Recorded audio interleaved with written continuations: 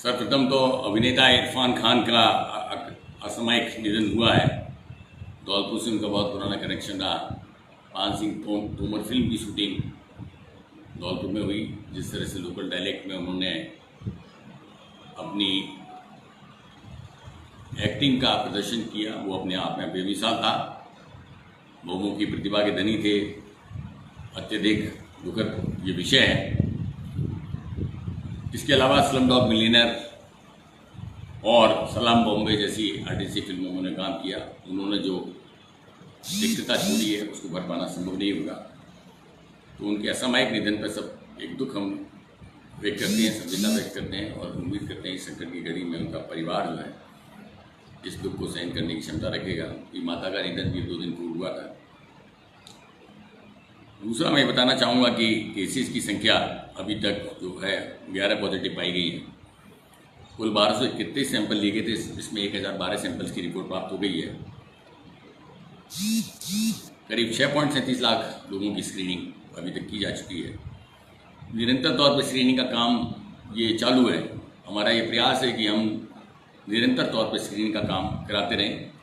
2 phase पहले हो चुके हैं, तीसरे फेज में चल रहा है। हमारा मकसद ये है कि इसके माध्यम से ऐसे लोगों को हम चिन्हित कर सकें जो कि हाई रिस्क कैटेगरी के हैं, जिनका एज प्रोफाइल 10 वर्ष से कम या 60 वर्ष से ऊपर का है, गर्भवती महिलाएं हैं, जिनकी ट्रैवल हिस्ट्री है या संक्रमित व्यक्ति के संपर्क में आए। ऐसे व्यक्तियों का हम चिन्हीकरण करा रहे हैं ताकि संक्रमण की सोशल चेन नहीं बने। ये भी एक संयोग है कि जो भी व्यक्ति पाए गए हैं वो उनकी ट्रैवल हिस्ट्री है, यानी वो लोग बाहर से ट्रक्स में बैठ कर आए।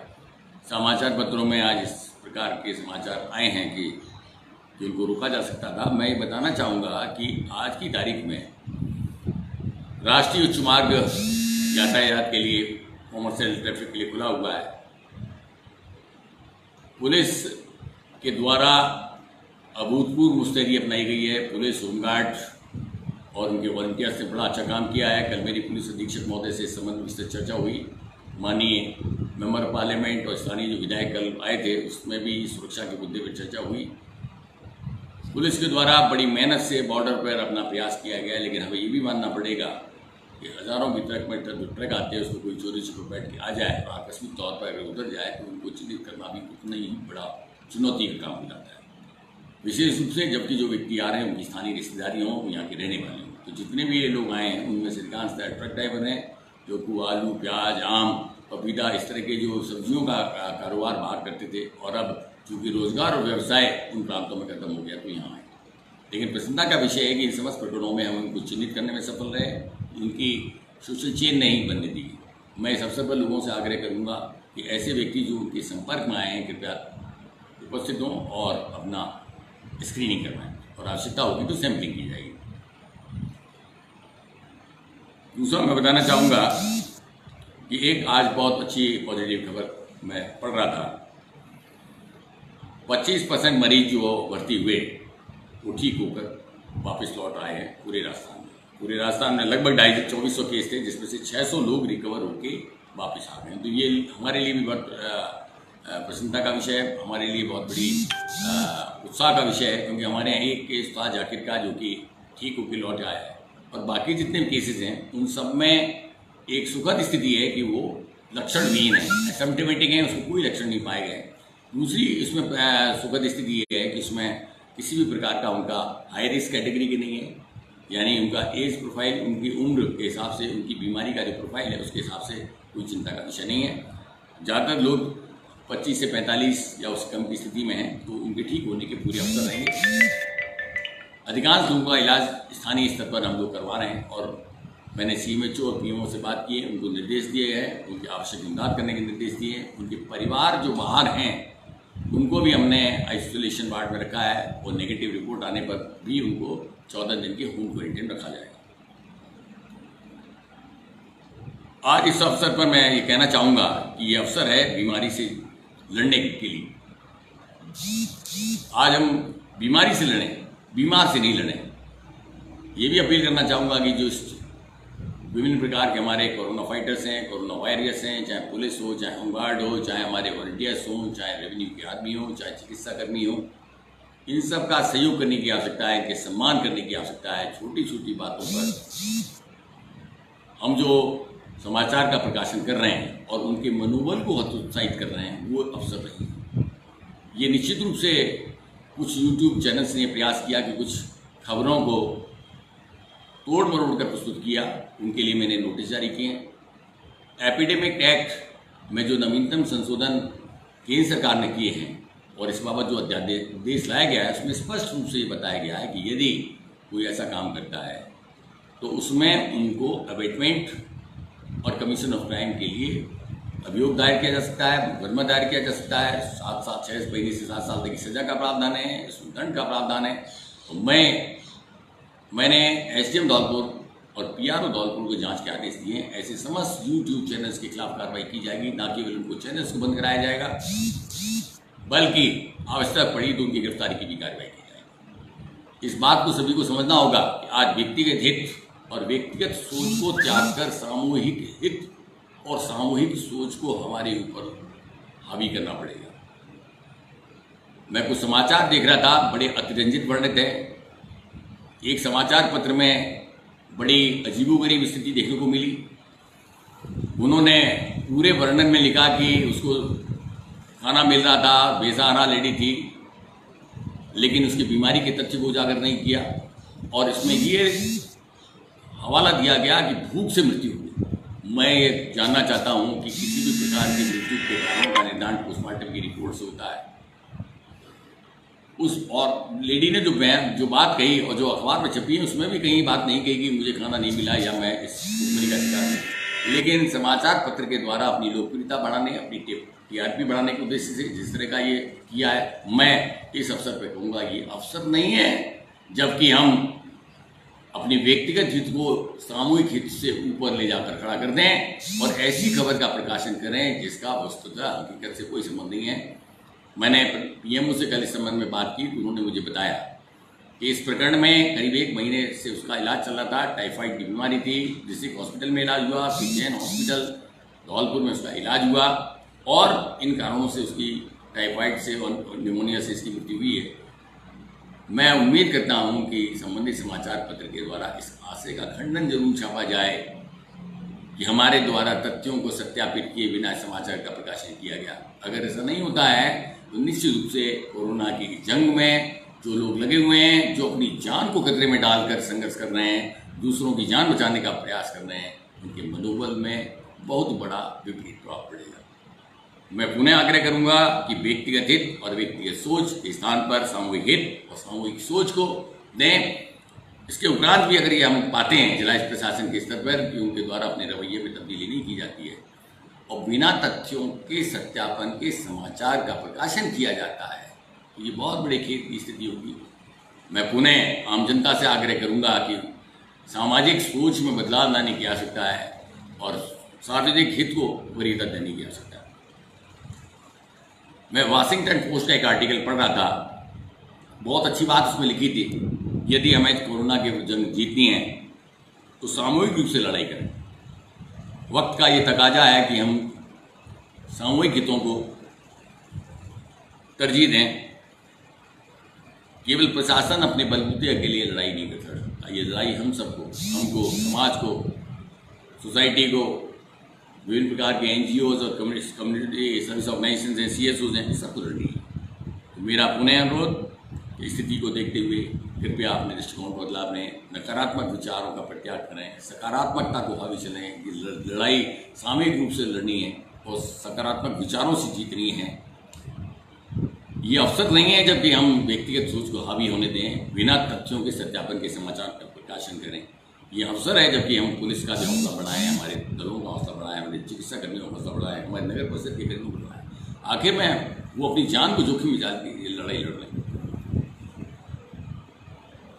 लॉकडाउन काफ़ी लंबे समय से चल रहा है। मैं देख रहा हूँ कि लोगों में उतावलापन विकसित हो रहा है, फटीग की जगह थोड़े शारीरिक सेहत और मानसिक सेहत दोनों पर ध्यान देने की आवश्यकता है। अपनी दिनचर्या में भी तब्दीली की आवश्यकता है। योगा है, संगीत है, इन चीज़ों को ध्यान दें। बच्चे अपनी पढ़ाई पर ध्यान दें, गृहिणियाँ भी अपने आप को सकारात्मक पॉजिटिव कार्यों में व्यस्त रखें। इसी के आधार पर हम इसमें लड़ाई लड़ पाएंगे। एक अच्छी खबर यह है कि पेंशन वितरण का डोर टू डोर पेंशन वितरण का एक मॉडल धौलपुर जिले में स्थापित हुआ। मुझे बताते हुए खुशी है कि पूरे देश में धौलपुर ने कीर्तिमान स्थापित किया और एक ऐसा मॉडल स्थापित किया जिससे आम गरीब आदमी को उसके घर जाकर पेंशन वितरण सुनिश्चित होगा। बैंकों में भारी भीड़ के चलते हमने इस कार्यवाही को रोका था और यह आदेश जारी किया था कि बैंकों में भीड़ ना हो, इसके लिए अनुग्रह राशि का वितरण, पेंशन राशि का वितरण, जनधन के खातों में राशि का वितरण नहीं किया जाए।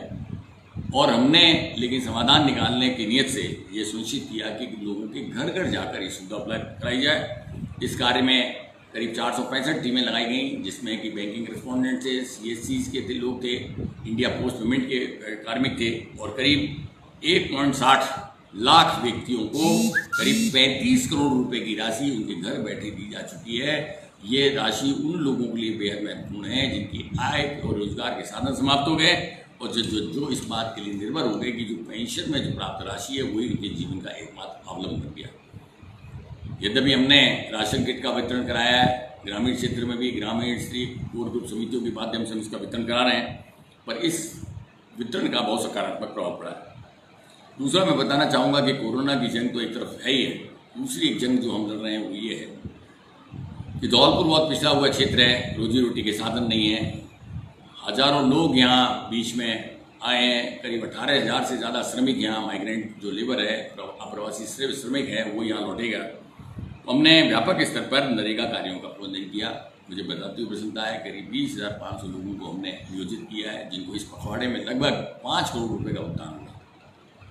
इन कार्यों को मूल रूप से सड़क, जल संरक्षण और इस प्रकार के जो कच्चे काम हैं, व्यक्तिगत लाभ के काम है, उसमें नियोजित किया गया है, जिससे अधिक से अधिक लोग नियोजित हो सकें और सोशल डिस्टेंसिंग के जो मापदंड हैं उनकी पूर्ति हो सके। हमारा लक्ष्य है कि अगले पखवाड़े में हम इस कार्य सीमा को, लेबर की सीमा को करीब 50,000 ले जाना चाहते हैं। इस सूरत में लगभग 15 करोड़ की राशि ग्रामीण अर्थव्यवस्था में जाएगी, जो लोगों के जीवन का एक सहारा बनेगी। विशेष रूप से जो बाहर से लोग आ रहे हैं उनको ये लाभ। इसी प्रकार स्वच्छ भारत मिशन में करीब 13,000 टॉयलेट्स पूर्ण हो गए। लॉकडाउन के कारण उनका भुगतान नहीं हो पा रहा था, समस्याएं आ रही थी। अब हमने आदेश जारी किए, व्यक्तिगत स्तर पर मॉनिटरिंग कर रहा हूँ और मैं उम्मीद करता हूँ कि अगले 15-20 दिन में 15 करोड़ रुपया जो ग्रामीणों को इन शौचालयों को बनाने के लिए मिलना है वो मिलेगा और करीब बहुत बड़ा इनके लिए सहारा बनेगा। इसी तरह से प्रधानमंत्री आवास योजना के कामों को भी हम स्वीकृत जो ड्यू है उनको स्वीकृत करने की कार्रवाई हम करा रहे हैं। तो मैं उम्मीद करता हूं कि इन वेलफेयर मेजर्स से हम बहुत कुछ सफलता हासिल करेंगे। इसी प्रकार मंडी में परचेज का एक काम अब शुरू होना 1 मई से बहुत बड़ा चुनौती का कारण है। गौण मंडियाँ स्थापित की गई हैं। मैंने डिप्टी डायरेक्टर और अन्य अधिकारी, हमारे एसडीओ धौलपुर, एडीएम धौलपुर, समस्त विकास अधिकारियों से बात की और उसमें हम सुनिश्चित करा रहे हैं कि मंडियों में सोशल डिस्टेंसिंग के मानदंडों की बात और उसके उपरांत खरीद हो तो खरीद को अधिकतम हम कर सकें, ये मेरा उद्देश्य है। इसके अलावा हमने मेडिकल इक्विपमेंट की जो उपलब्धता है उसको भी हमने बल दिया है कि भाई मेडिकल इक्विपमेंट जो है, हमारे ड्रग्स हैं, मेडिकल इक्विपमेंट्स हैं, N95 मास्क हैं, PP किट्स हैं, वाईपैप है, ऑक्सीजन कंसनट्रेट है, इनकी उपलब्धता पर्याप्त बनी रहे ताकि लोगों को इसी प्रकार की दिक्कत। माइग्रेंट्स का एक बहुत बड़ा काम शुरू हुआ है और पिछले 3 दिन में करीब 15 बसों में 700 के आसपास लोग आए हैं और निरंतर तौर पे हम समीपवर्ती जिलों के जिला कलेक्टरों से संपर्क कर रहे हैं। जयपुर है, नागौर है, जालौर है, जैसलमेर है, उनके कलेक्टरों के मैसेज आए हैं। हम लोगों ने व्यापक चेक पोस्ट की व्यवस्था की है और उनको मुरैना के अधिकारियों से, कलेक्टर से, अन्य अधिकारियों से हम कोऑर्डिनेट करके उनको भिजवाने की व्यवस्था कर रहे हैं। हमने एक सर्वे करवाया जिसमें 18,000 लोग ऐसे पाए गए हैं जो कि अन्य प्रांतों में फंसे हुए हैं और धौलपुर की भूमि पर वापस लौटेंगे। उनके लिए व्यापक व्यवस्थाएँ की गई हैं। उनके आने के बाद गंतव्य स्थल पर पहुंचने के बाद उनकी स्क्रीनिंग कराई जाएगी, होम क्वारंटीन में रखा जाएगा। लेकिन होम क्वारंटीन में रखने से पहले भी देखेंगे कि क्या उनके घर में रहने की पर्याप्त व्यवस्था है, पर्याप्त एक सेपरेट रूम उपलब्ध है कि नहीं। दूसरी बात है कि उनके घर में ऐसा कोई सदस्य है, एडल्ट मेंबर है जो कि उनको देखभाल कर सके। अन्यथा इंस्टीट्यूशनल क्वारंटीन या गाँव के स्कूल वगैरह में रखने की व्यवस्था की जाएगी, उनके भोजन पानी की व्यवस्था की जाएगी। लेकिन बहुत बड़ा चुनौती का कारण होगा क्योंकि ऐसे क्षेत्रों से आ रहे हैं जिसमें कि कई प्रकार की संक्रमण की स्थितियाँ बनी हुई हैं। हमने गुजरात और महाराष्ट्र के जो लोग आएंगे जहाँ की संक्रमण की स्थिति ज़्यादा है, वहाँ लोगों से अनुरोध किया है कि उनको इंस्टीट्यूशनल क्वारंटीन या कि स्कूलों वगैरह में रखा जाए ताकि संक्रमण का फैलाव ना बढ़े। तो मैं उम्मीद करता हूँ और अनुरोध करता हूँ सभी लोगों से कि कृपया करके संकट की इस घड़ी में लड़ने की आवश्यकता बीमारी से है। सभी जो एजेंसीज इसमें इन्वॉल्व हैं उनको पूरा सम्मान दें, सहयोग दें, उनका हौसला बढ़ाएं। छोटी छोटी बातों को लेकर इस समाचारों का प्रकाशन उनके हौसले को गंभीर रूप से प्रभावित करेगा और इस कार्य में सहयोग देंगे तो मैं उम्मीद करता हूँ कि धौलपुर जिला प्रशासन इस जंग को लड़ने में पूरा सफल रहेगा। अगर कोई आदमी संक्रमित होकर बाहर आ गया तो उसका अभिप्राय यही है कि वो दिल्ली का आदमी यहाँ आ गया। व्यवस्थाएं मैंने पुलिस अधीक्षक महोदय से और बेहतर करने के लिए अनुरोध किया है और हमारे जितना सीमित पुलिस बल है और सीमित हमारा जो होमगार्ड का बल है उसके आधार पर अधिकतम प्रयास मुस्तैदी से हम कर रहे हैं और दिन रात पुलिस अधीक्षक महोदय और हमारा पुलिस बल लगा हुआ है, चिकित्साकर्मी लगे हुए हैं, नगर परिषद का दल लगा हुआ है, हमारी ग्राम स्तरीय ग्रुप कमेटियां काम कर रही हैं, हमारे तहसीलदार एसडीओ भी बड़ी मेहनत से काम कर रहे हैं। हम लोगों के प्रयास में कुछ खामियां हो सकती हैं लेकिन ऐसा भी नहीं है कि इतनी बड़ी आलोचना का आधार बन जाए। तो मैं उम्मीद करता हूँ कि हमारे एक सकारात्मक सोच रख के हम सब मिल के, जिसमें मीडिया भी शामिल है, आम जनता भी शामिल है, एनजीओ शामिल है, प्रशासन शामिल है, इस जंग की लड़ाई जीत सकें। शुक्रिया।